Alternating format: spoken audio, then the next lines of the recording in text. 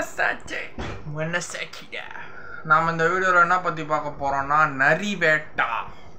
நம்ம டொவினோ தாமஸ் அப்புறம் நம்ம சேரன் சார், இது ரெண்டு தான் நமக்கு தெரிஞ்ச நோட்டபிள் கேரக்டர். அதுக்கப்புறம் நம்ம வீரதீர சூரன், படக்களம், நிறைய தமிழ் படம் மலையாள படத்தில் நல்லா நடிச்சிருந்த ஒரு கேரக்டர். நல்ல பேர், அவர் பேர் எனக்கு சரியாக தெரில, போய் பார்க்குறேன்.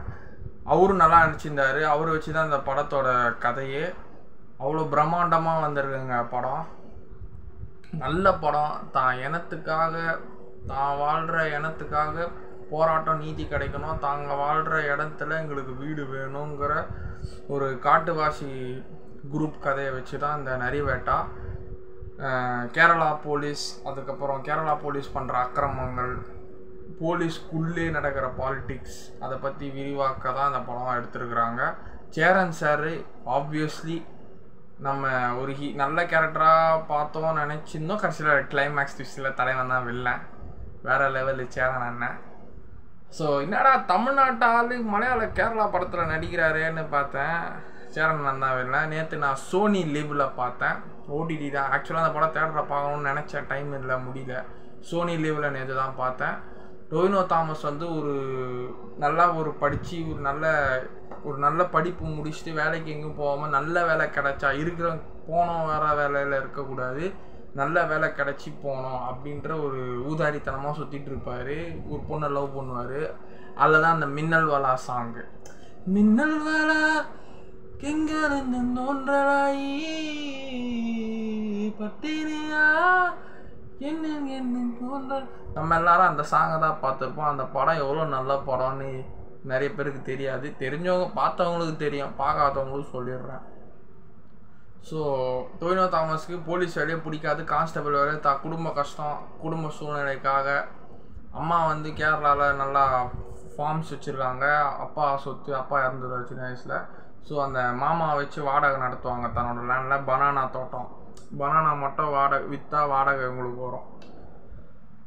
ஸோ அப்படி இருக்கிற டொவினோ தாமஸ் அண்ணன் வந்து திடீர்னு கான்ஸ்டபிள் வேலைக்கு போய் சேர்ந்துருவார். அங்கே பஷீருங்கிற ஒரு கேரக்டர் நல்லா ஒரு ஃப்ரெண்ட்ஷிப் பிடிச்சிப்பார். போலீஸ் வேலையை பற்றி எல்லாமே சொல்லுவார். ஒரு என்ன சொல்கிறது, டொவினோ தாமஸ் அண்ணனுக்கு ஒரு கைடன்ஸ் மாதிரி, ஒரு வெல்விஷராக அந்த போலீஸ் டிபார்ட்மெண்ட்டில் அவர் இருப்பார். ஒரு சீனியர் கான்ஸ்டபிள் மாதிரி, ஒரு ஜூனியர் கான்ஸ்டபிள். திடீர்னு இவங்களுக்கு ஒரு வேலை வருது. வயநாடு போகிறாங்க. வயநாட்டில் ஒரு காட்டுவாசியாக இந்த மாதிரி லேண்டுக்காக, எங்களுக்கு எங்கள் லேண்டு வேணும், நீதி வேணும், போராட்டம் பண்ணுறாங்க. அவங்க கவர்மெண்ட் வந்து அதுக்கு ஒத்துக்கலை, அலோவ் பண்ணலை. இப்படியே போயிட்டே இருக்குது. தன்னோட இனத்துக்காக அவங்க அவ்வளோ கஷ்டப்படுறாங்க. எங்களுக்கு நீதி கிடைக்கணும், எங்களுக்கு இடம் வேணும் அப்படின்னு சொல்கிறாங்க. போலீஸ் ஸ்டார்டிங்கில் கொடுக்க மாட்டுறாங்க. அப்புறம் நீங்கள் வேறு இடத்துக்கு போங்க, இந்த இடம் கவர்மெண்ட்டுக்கு சொந்தம் அப்படின்னு. இங்கே தமிழ்நாட்டிலே மீனவ பகுதிகளுக்கு, மீனவ மக்களுக்கு எவ்வளோ பிரச்சனை இங்கே போயிட்டுருக்கு. அவங்க இடத்தையும் கவர்மெண்ட் இப்போ பாதி பேர் ஆக்குப்பை பண்ணுறாங்க. அது இங்கே தமிழ்நாட்டில் எப்படி பிரச்சனை போகுது. கேரளாவில் காட்டுவாசி இருக்கிற அவங்க இடத்துக்கு அவங்களுக்கு நாங்கள் இங்கே தான் பிறந்தோம் வளர்ந்தோம், இங்கே தான் செத்தாலும் சாவோம். ஸோ அவங்க இடத்துக்கு அவங்க விட்டு கொடுக்காத எப்படி இருக்கிறாங்க. ஸோ அந்த கதை தான். அப்படியே டொவினோ தாமஸ் ஃபஸ்ட்டு இவங்களுக்கு எதிராக இருப்பார். அதுக்கப்புறம் இவங்க உண்மையெல்லாம் தெரிஞ்சுக்க ஒரு பாலிடிக்ஸ் உண்டு பண்ணணும்னா, உள்ளுக்குள்ளே ஒரு நல்ல போலீஸ்காரன் எவனாக இருக்கிறான்னா அவனை போட்டு தரணும். Cheran sir idea. அதில் நம்ம பஷீர், அந்த இன்னொரு கேரக்டர் சொன்னால, டொவினோ தாமஸுக்கு நல்ல கைடன்ஸாக வெல்விஷராக இருப்பாங்க, அவரை போட்டு தள்ளுருவாங்க ஒரு டீம், வந்து மிலிட்ரி டீமு.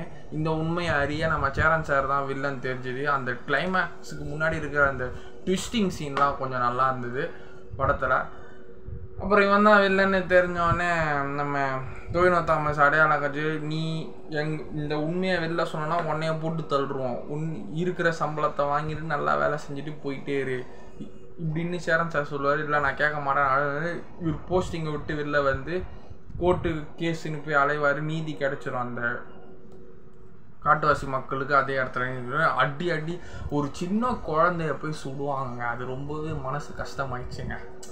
ஒரு சின்ன குழந்தை தமிழ் படத்தில் கூட அப்படி காட்டினதில்லை, டிவியில் தான் பார்த்துருவோம். சின்ன குழந்தைங்க இந்த நெஞ்சில் பெண் குழந்தைய இப்படி கூட்டுருவோம். அந்த சீன் தான் எனக்கு ரொம்பவே அழுகுற மாதிரி ஆயிடுச்சு. இப்படி எடுத்துட்டாங்க. சரி, சினிமாவில் சில டைம் இந்த ரியலிஸ்டிக்கான சில நம்பணும்னா அதெல்லாம் என்ன பண்ணுறது, எடுத்து தான் ஆகணும். ஸோ ஒரு நல்ல நரி வேட்டா படம், தேட்டரில் பார்க்க வேண்டிய படம், மிஸ் பண்ணிட்டேன்.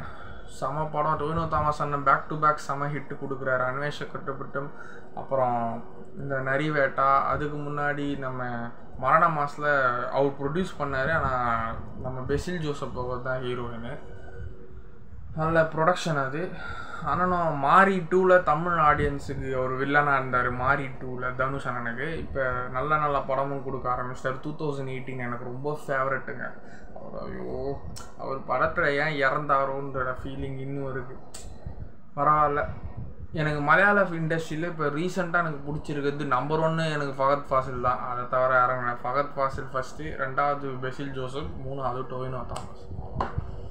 ஸோ ரொம்பவே நல்லாயிருக்கு படம். காட்டுவாசிக்கு நீதி கிடச்சிது. அப்போ தப்பு பண்ண நம்ம சேரன் சாரை பிடிச்சி உள்ளே இறக்கி வச்சுருவாங்க. அவ்வளோதான்.